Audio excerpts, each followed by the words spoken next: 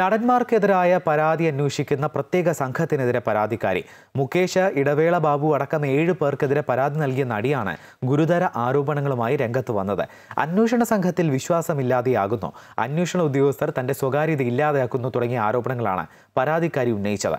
തന്റെ വ്യക്തിഗത വിവരങ്ങളെല്ലാം അന്വേഷണ ഉദ്യോഗസ്ഥർ വാങ്ങിയെന്നും ഇപ്പോൾ സോഷ്യൽ മീഡിയ അക്കൗണ്ടുകൾ ഉപയോഗിക്കാൻ പറ്റുന്നില്ലെന്നും പരാതിക്കാരി ആരോപിച്ചു.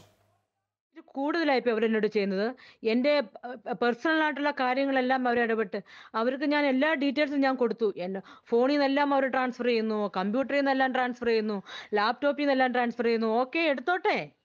അവർക്കിപ്പോൾ ഇപ്പം ഇവരുടെതെല്ലാം കണ്ടിട്ട് എനിക്കിപ്പോൾ സങ്കടം വന്നിരിക്കുന്നത് എന്താണെന്നറിയോ?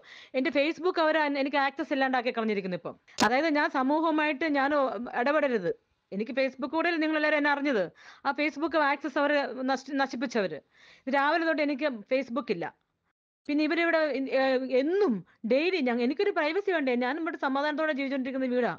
ഇവിടെ ഇവർ എന്നും ഇങ്ങോട്ട് കയറി വന്ന് ഞാൻ എന്താ ചെയ്യുക? എൻ്റെ മോനൊരു പ്രൈവസി വേണ്ട. അവൻ ഇങ്ങനെ റൂമിൽ കയറി ഇരിക്കുക ഇവർ കാരണം കൊണ്ട്.